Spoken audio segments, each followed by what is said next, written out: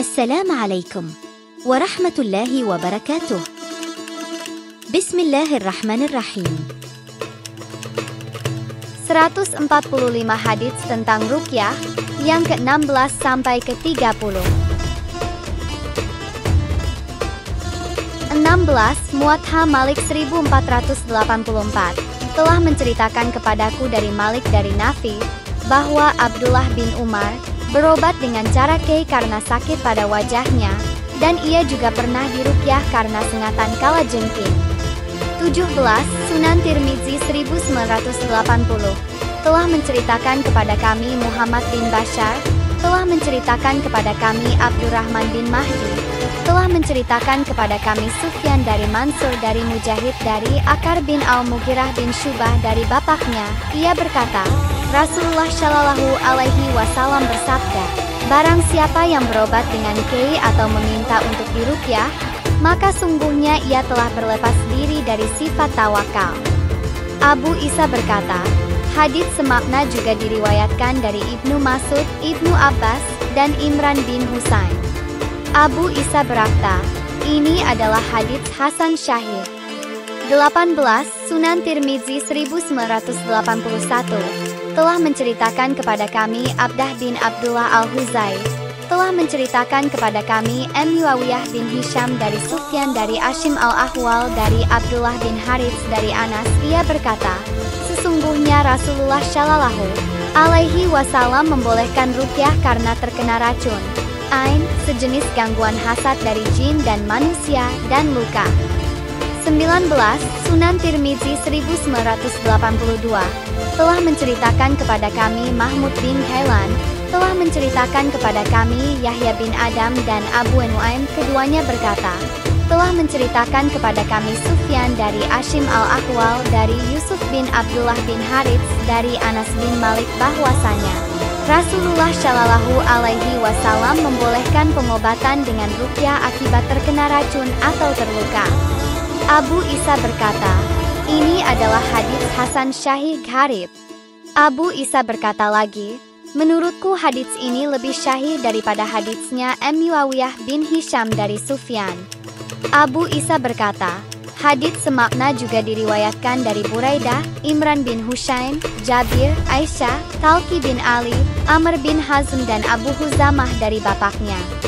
20. Sunan Tirmizi 1983 telah menceritakan kepada kami Ibnu Abu Umar, telah menceritakan kepada kami Sufyan dari Husain dari Asi Syabai dari Imran bin Husain, bahwasanya Rasulullah Shallallahu Alaihi Wasallam bersabda, tidak diperbolehkan ruqyah kecuali dari penyakit ain atau terkena racun.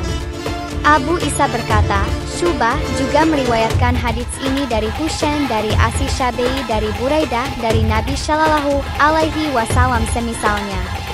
21. Sunan Tirmizi 1985 telah menceritakan kepada kami Ibnu Abu Umar, telah menceritakan kepada kami Sufyan dari Amr bin Dinar dari Urwah, ia adalah Ibnu Amir dari Ubaid bin Rifa'ah Az-Zuraki bahwasanya Asma binti Umais berkata, wahai Rasulullah, sesungguhnya pengaruh ain ini cepat sekali menjalar pada anaknya Ja'far. Apakah aku boleh meminta orang yang meruqyahnya?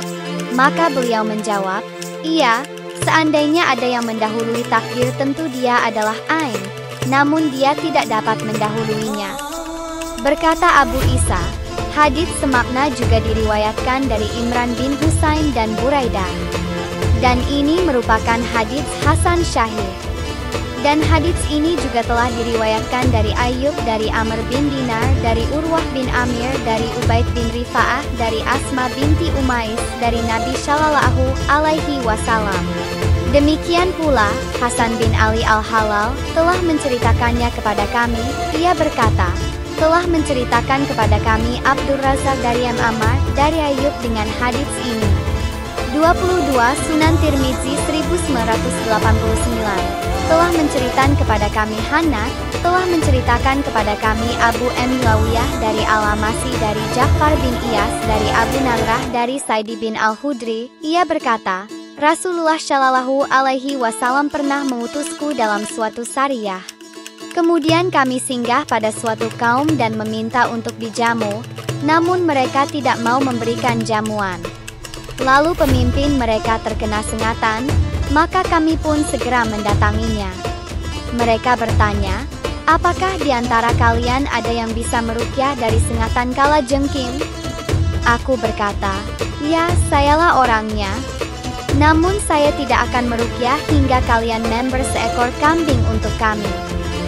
Ia berkata, aku akan memberikan 3 ekor kambing untuk kalian. Maka kami pun menyetujuinya, dan aku mulai meruqyah dengan membacakan, Alhamdulillah sebanyak 7 kali, hingga ia siuman dan kami pun langsung mengambil kambing tersebut. Namun di dalam hati kami timbul semacam keraguan akan 3 ekor kambing tersebut. Maka kami pun berkata, janganlah kalian tergesa-gesa untuk memakannya, hingga kalian menemui Rasulullah Shallallahu Alaihi Wasallam. Saat menemui Rasulullah Shallallahu Alaihi Wasallam, maka aku langsung menceritakan apa yang telah aku perbuat. Kemudian beliau bersabda, tidakkah kamu ketahui ia adalah benar-benar ruqyah? Ambillah kambing itu, dan berikanlah aku bagian darinya. Abu Isa berkata, ini adalah hadits Hasan. Abu Narurah namanya adalah Al-Munzir bin Malik bin Qutha'ah. Asy Syafi'i membolehkan bagi seorang alim untuk mengambil upah atas pengajaran Al-Qur'annya. Dan menurutnya, ia boleh memberikan persyaratan seperti itu dan ia berdalih dengan hadits ini. Ja'far bin Iyas adalah Ja'far bin Abu Wahsyah yakni Abu Bisir, Syubah dan Abu Awanah, serta lebih dari 1 orang perawi telah meriwayatkan hadits ini dari Abu Al-Mutawakkal dari Abu Sa'idi. 23 Sunan Tirmizi 1990 telah menceritakan kepada kami Abu Musa Muhammad bin Al-Mutsanna, telah menceritakan kepadaku Abdus Syamad bin Abdul Waris, telah menceritakan kepada kami Syubah, telah menceritakan kepada kami Abu Bisir. Ia berkata, aku mendengar Abu Al-Mutawakkil menceritakan dari Abu Sa'idi bahwasanya sekelompok orang dari sahabat Nabi Shallallahu Alaihi Wasallam melewati suatu daerah di tanah Arab, namun mereka tidak menjamunya. Kemudian pemimpin daerah tersebut terkena sakit, sehingga mereka mendatangi kami seraya bertanya, apakah kalian mempunyai obat? Kami menjawab, ya. Akan tetapi kalian tidak memberikan jamuan untuk kami dan tidak pula menerima kami layaknya seorang tamu. Kami tidak akan memberikannya hingga kalian memberikan jamuan untuk kami. Lalu mereka pun memberikan jamuan sepotong daging kambing. Dan salah seorang dari kami membacakan surat Al-Fatihah dan tuan mereka pun sembuh seketika. Ketika kami menemui Rasulullah Shallallahu Alaihi Wasallam, kami pun menuturkan hal itu, lalu beliau bersabda, siapa yang memberitahu kalian bahwa itu adalah ruqyah? Saat itu beliau tidak menyebutkan kalimat larangan. Dan beliau bersabda, makanlah daging itu, dan berikanlah 1 bagian untukku. Abu Isa berkata, ini adalah hadits Hasan Syahih. Dan hadits ini lebih syahih dari haditsnya Al-Amasi dari Ja'far bin Iyas. Dan seperti ini pula yang telah diriwayatkan oleh lebih dari 1 perawi dari Abu Bisir Ja'far bin Abu Wahsyah dari Abu Al-Mutawakkil dari Abu Sa'idi. Ja'far bin Iyas adalah Ja'far bin Abu Wahsyah. 24 Sunan Tirmizi 1991 telah menceritakan kepada kami Ibnu Abu Umar, telah menceritakan kepada kami Sufyan dari Az-Zuhri dari Abu Huzamah dari bapaknya. Ia berkata, aku bertanya kepada Rasulullah Shallallahu Alaihi Wasallam, wahai Rasulullah, bagaimana menurutmu mengenai ruqyah yang sering kami gunakan, obat yang sering kami gunakan untuk berobat serta pelindung yang seringnya kami pakai untuk berlindung? Apakah hal itu dapat menolak takdir Allah? Nabi Shallallahu Alaihi Wasallam menjawab, bahkan hal itu termasuk dari takdir Allah. Berkata Abu Isa, ini merupakan hadits Hasan Syahih. telah menceritakan kepada kami Saidi bin Abdurrahman, telah menceritakan kepada kami Sufyan dari Zuhri dari Ibnu Abi Huzamah dari bapaknya dari Nabi Shallallahu Alaihi Wasallam seperti hadits di atas. Dan kedua riwayat tersebut telah diriwayatkan dari Ibnu Uyainah.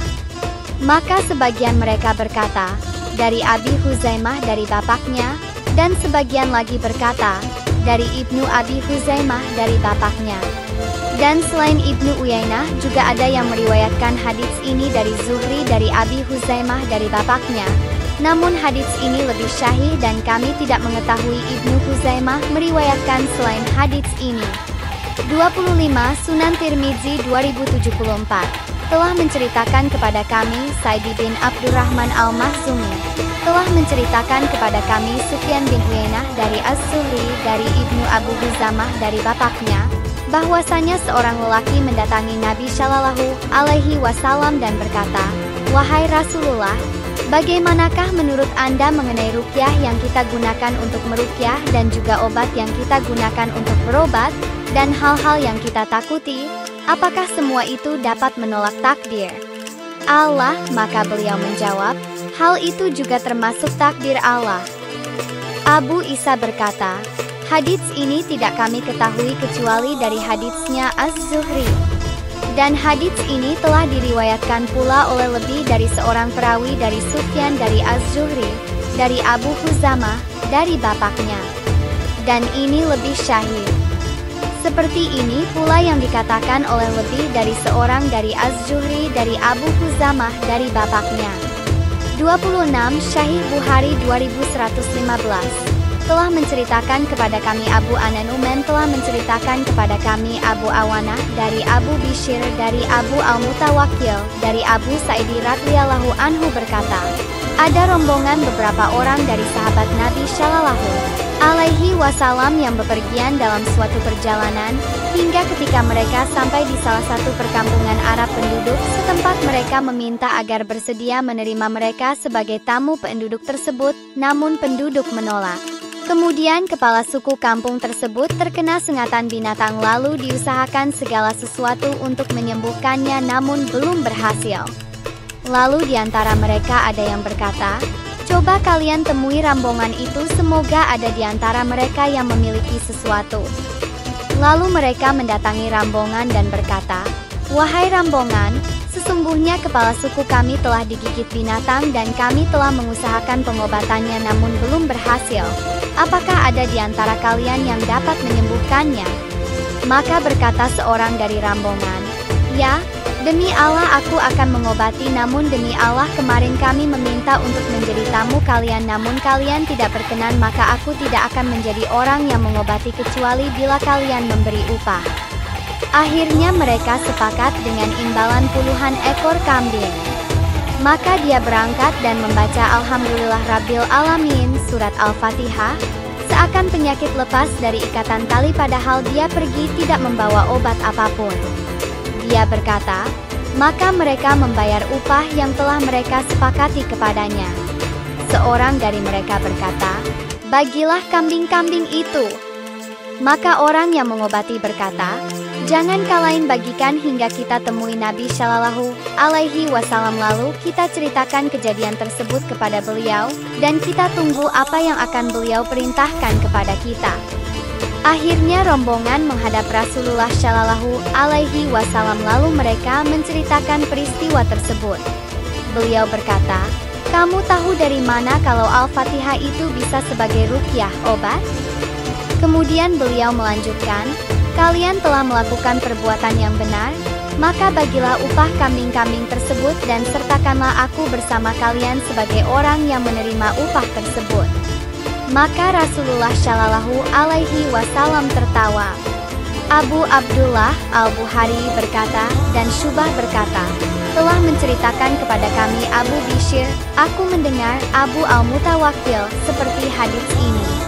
27 Sunan Ibnu Majah 2147 telah menceritakan kepada kami Muhammad bin Abdullah bin Numair berkata, telah menceritakan kepada kami Abu Muawiyah berkata, telah menceritakan kepada kami Al-Amasi dari Ja'far bin Iyas, dari Abu Nalrah, dari Abu Sa'idi Al-Khudri. Ia berkata, Rasulullah Shallallahu Alaihi Wasallam mengutus kami dalam sebuah ekspedisi dengan 30 penunggang kuda. Lalu kami singgah pada suatu kaum. Kami meminta agar mereka mau menerima kami sebagai tamu, namun mereka menolak. Kemudian pemimpin mereka disengat oleh binatang hingga mereka mendatangi kami. Mereka berkata, apakah di antara kalian ada seseorang yang bisa meruqyah dari sengatan kalajengking? Aku menjawab, ya, aku bisa. Namun aku tidak akan meruqyahnya hingga kalian memberi kami kambing.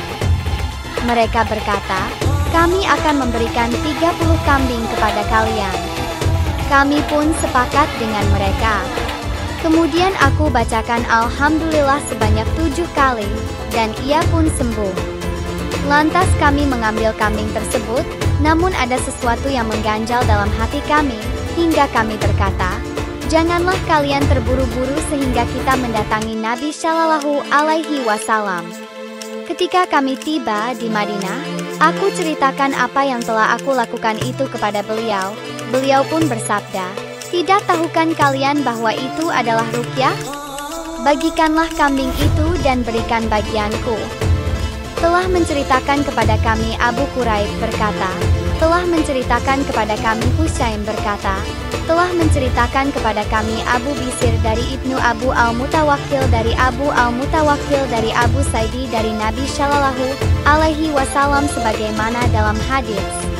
Dalam jalur lain disebutkan, telah menceritakan kepada kami Muhammad bin Bashar berkata, telah menceritakan kepada kami Muhammad bin Ja'far berkata, telah menceritakan kepada kami Syubah dari Abu Bisir dari Abu Al-Mutawakkil dari Abu Sa'idi dari Nabi Shallallahu Alaihi Wasallam sebagaimana dalam hadis.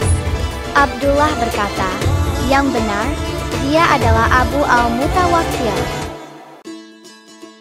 28 Musnad Ahmad 2321 telah menceritakan kepada kami Suraij, telah menceritakan kepada kami Hushaim, telah mengabarkan kepada kami Hushaim bin Abdurrahman.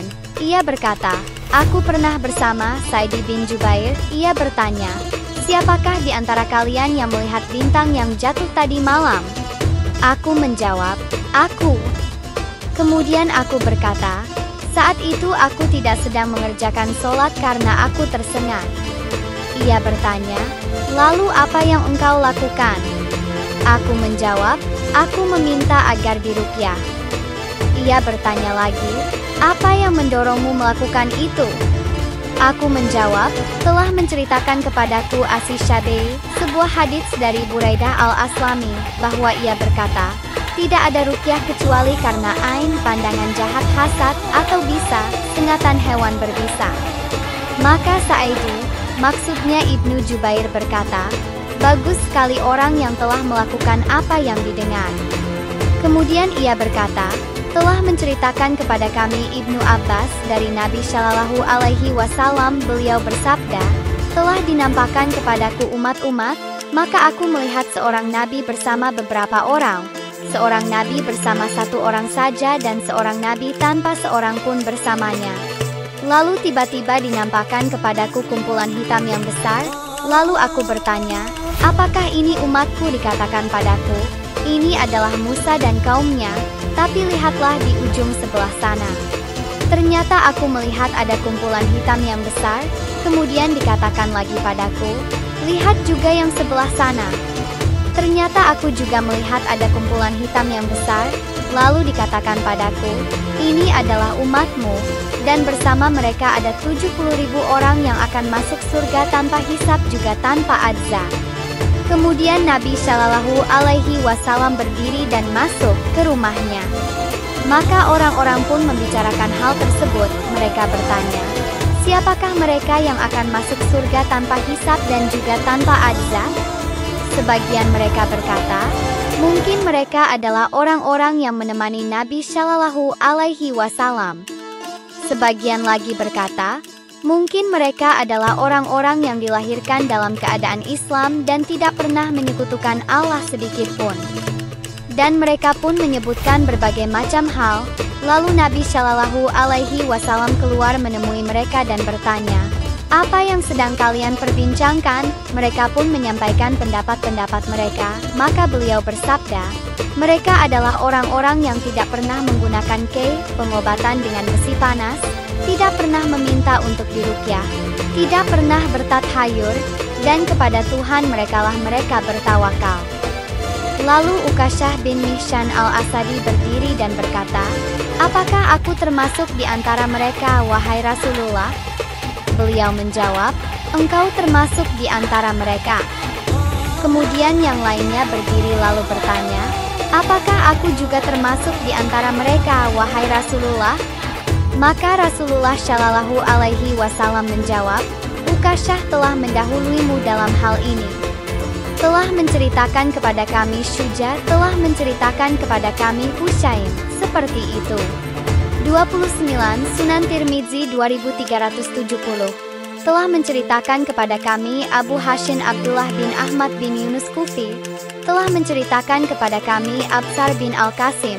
Telah menceritakan kepada kami Husain bin Abdurrahman dari Saidi bin Jubair dari Ibnu Abbas berkata, saat Nabi Shallallahu Alaihi Wasallam Isra, ia melintasi satu nabi dan beberapa nabi Shallallahu Alaihi Wasallam bersama kaum mereka.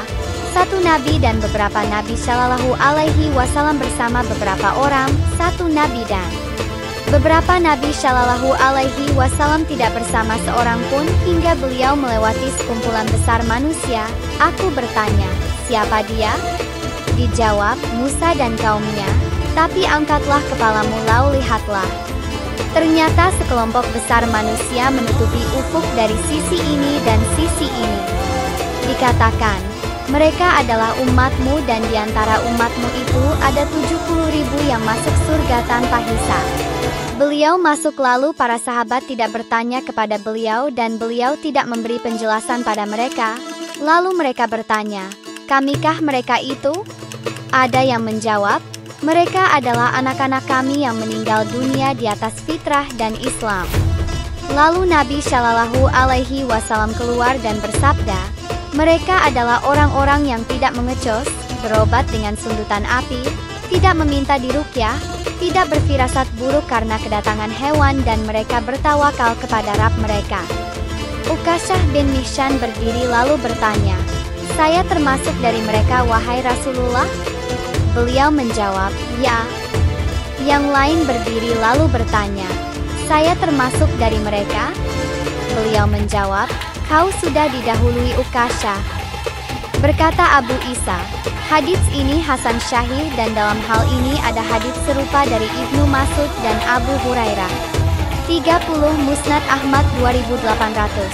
Telah menceritakan kepada kami telah menceritakan kepada kami Syubah, ia berkata, aku mendengar Husain berkata, ketika aku di tempat Saidi bin Jubair, ia berkata, dari Ibnu Abbas, bahwa Rasulullah Shallallahu Alaihi Wasallam bersabda, akan masuk ke dalam surga tanpa hisab dari umatku sebanyak 70.000. Maka aku bertanya, siapakah mereka itu? Beliau menjawab, mereka yang tidak minta diruqyah, tidak pernah bertathayur, tidak beriafah, meramal alamat baik, dan kepada Rabb merekalah mereka bertawakal.